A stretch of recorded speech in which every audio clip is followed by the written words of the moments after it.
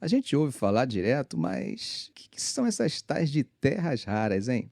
O nome pode soar estranho, né? Mas essas são matérias-primas essenciais para a tecnologia moderna. Elas estão em tudo, desde telas de TV e baterias de carros elétricos até turbinas e equipamentos militares. E tem um detalhe: a China domina a produção global dessas substâncias. Agora, por que estamos falando disso?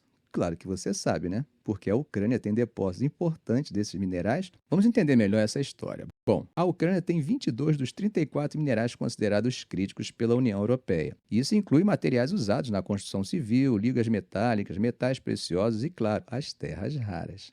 Kiev afirma que o valor desse recurso é de trilhões de dólares, mas especialistas alertam que transformar essa riqueza em lucro vai levar tempo, principalmente por conta da guerra e da falta de investimentos na indústria. Entre os minerais mais importantes da Ucrânia, nós temos grafite, que é essencial para baterias de lítio e reatores nucleares. A Ucrânia tem 6% das reservas mundiais. O lítio, que é vital para baterias e indústria de cerâmica, o país tem entre 1 e 2% das reservas globais. Titânio, que é um metal estratégico para aeronáutica e defesa, a Ucrânia tem as maiores reservas da Europa e poderia suprir a demanda dos Estados Unidos e da União Europeia por 25 anos. Tem urânio, que é combustível para usinas nucleares, né? E a Ucrânia tem entre 2 e 4% das reservas mundiais. Com as sanções contra a Rússia, os países ocidentais estão buscando novas fontes, né? Terras raras. A Ucrânia tem elementos como o neodímio, usado em baterias e turbinas eólicas, lantânio e cério, presentes em telas de TV e iluminação, além de érbio e ítrio, usados na indústria nuclear e em lasers. Mas tem um problema. A guerra mudou completamente o mapa desses recursos, né? Hoje, a Rússia controla cerca de 20% do país, incluindo regiões ricas em minérios. Aproximadamente 40% dos metais da Ucrânia já estão sob ocupação russa, segundo o Instituto de Pesquisa Ucranianos. O setor de carvão, que era essencial para a siderurgia ucraniana antes da guerra, praticamente colapsou. As principais jazidas de carvão ficaram no leste do país, que agora está sob controle russo. Em janeiro desse ano, por exemplo, a Ucrânia teve que fechar sua única mina de carvão metalúrgico fora de Pokrovsk, cidade que Moscou tenta capturar.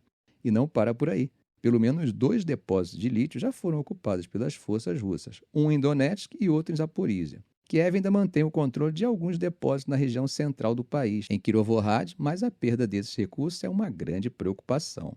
Diante dessa situação, os Estados Unidos e a Ucrânia fecharam um acordo que define que os dois países vão explorar juntos os depósitos ucranianos de terras raras e minerais críticos. Além disso, o acordo cobre também o setor de petróleo e gás.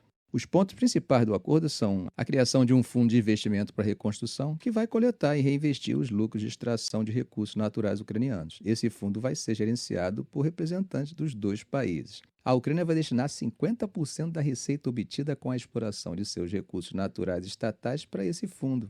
Os investimentos desse fundo serão direcionados para projetos de infraestrutura, portos, empresas públicas e outros ativos estratégicos da Ucrânia.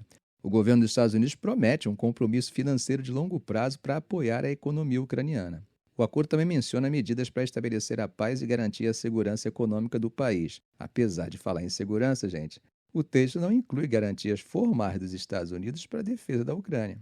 A China, que Trump já ameaçou com uma guerra comercial, é a maior produtora mundial desses minerais. Eles são fundamentais para fabricar desde ímãs para veículos elétricos até componentes para armas de alta tecnologia.